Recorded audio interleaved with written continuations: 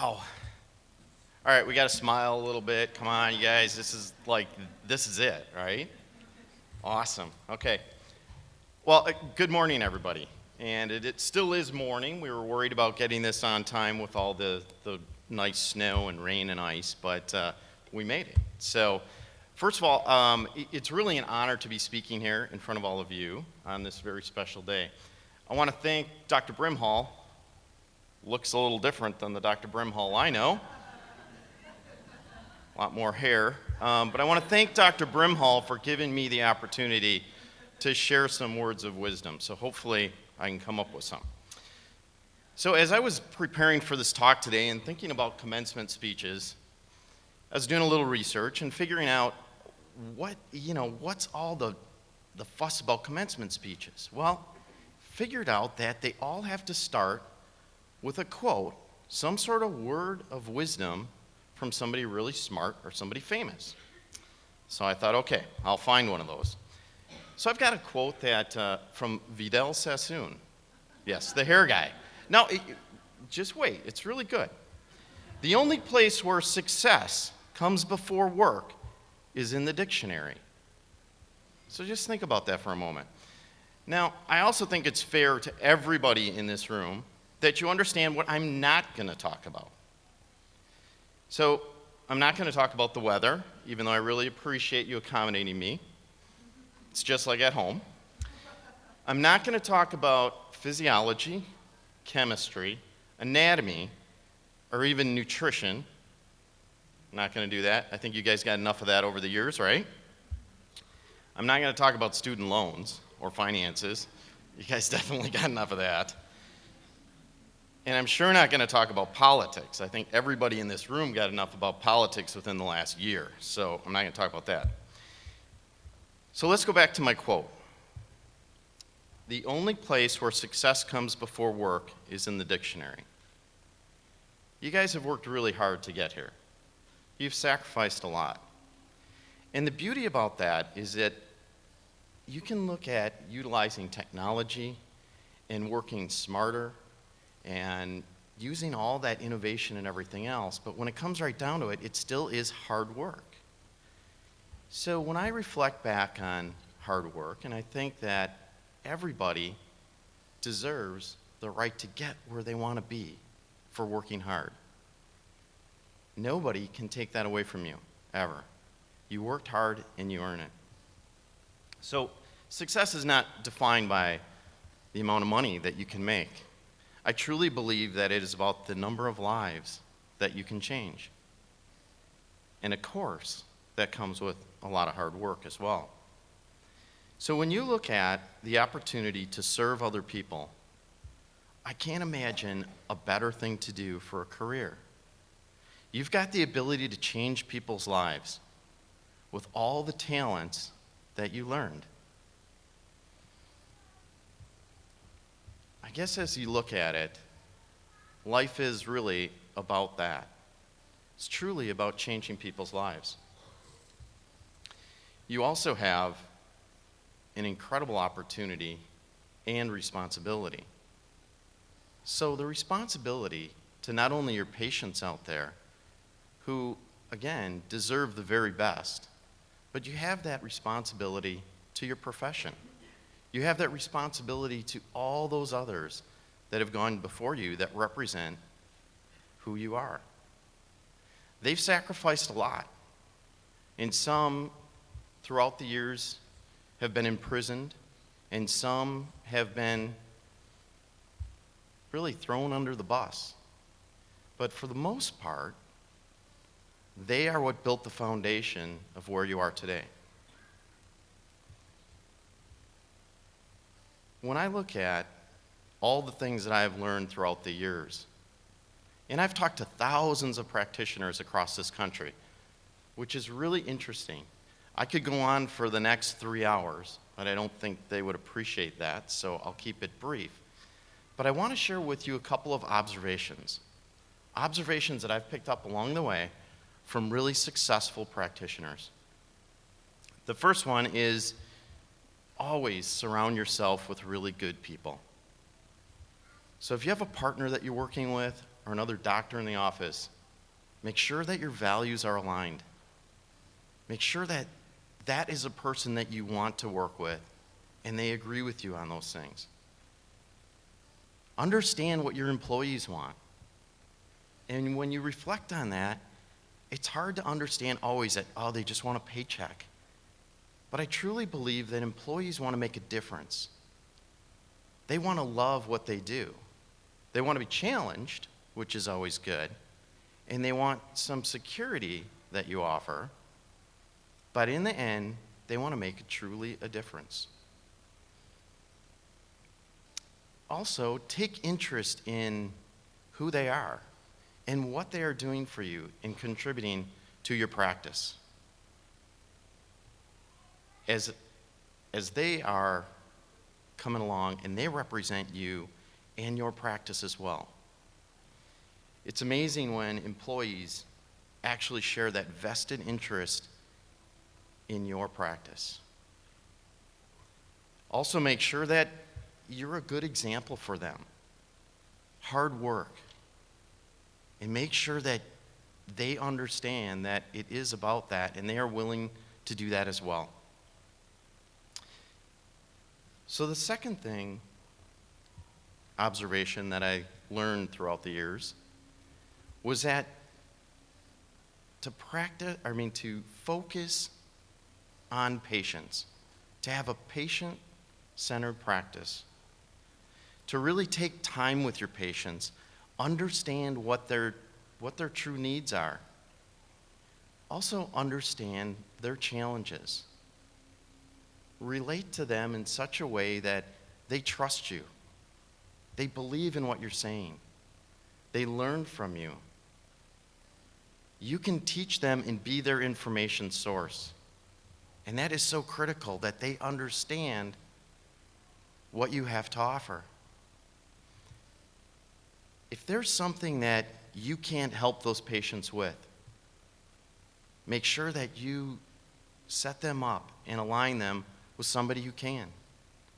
Somebody who can make that difference in their lives.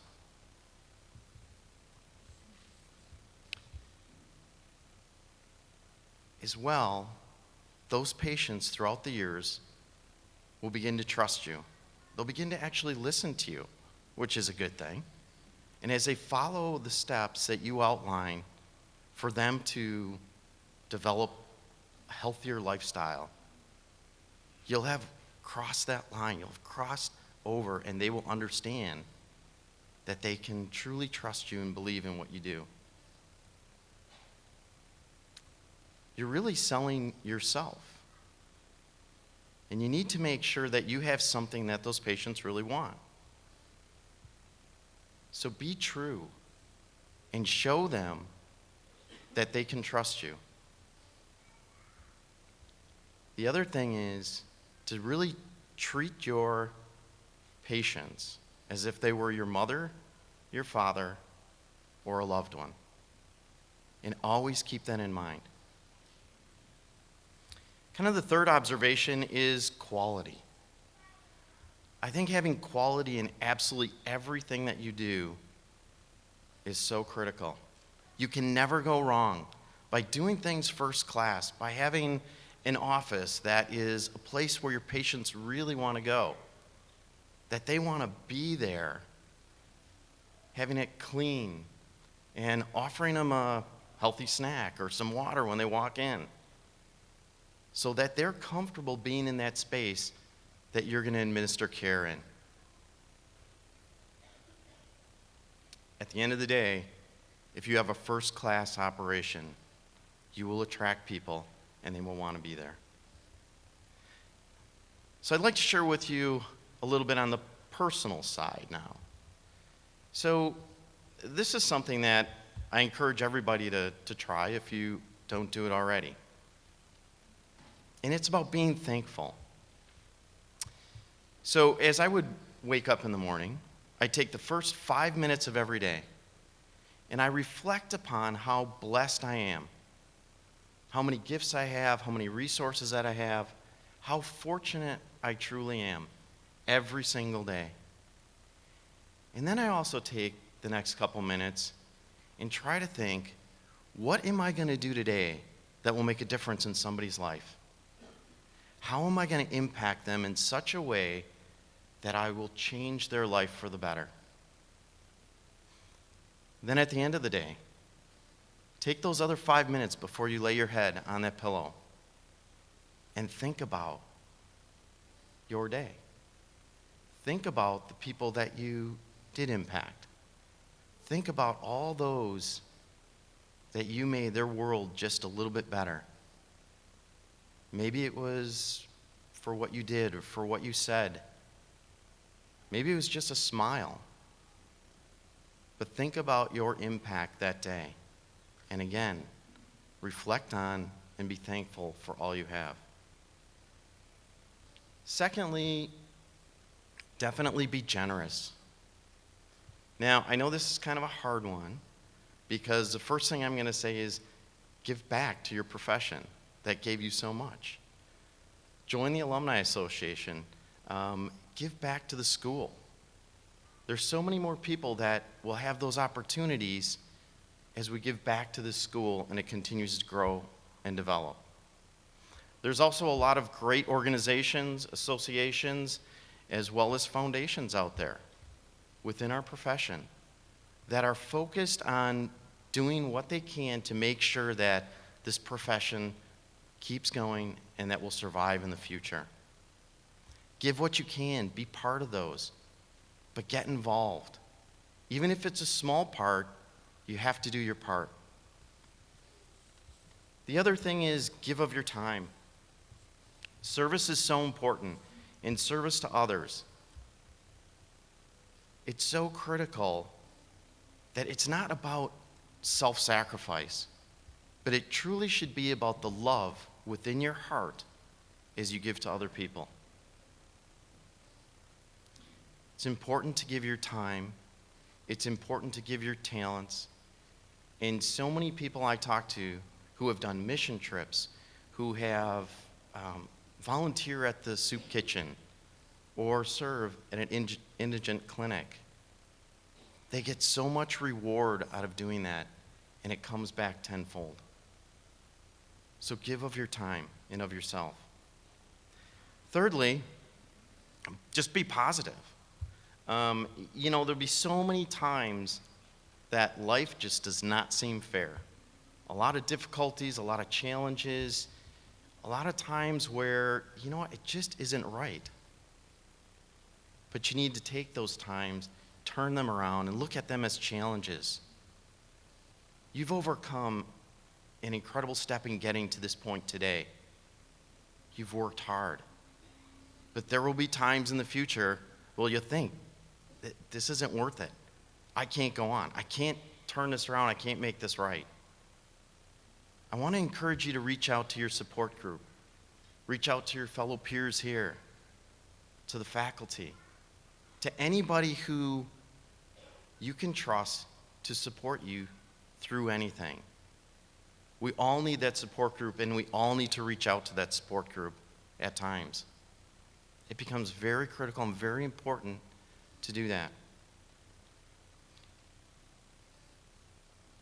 So, speaking of that, so one of the things is to truly think deep in your heart, who helped you get here? Who has supported you? Who has been there for you? And who do you absolutely need to thank today? Don't forget Mom and Dad.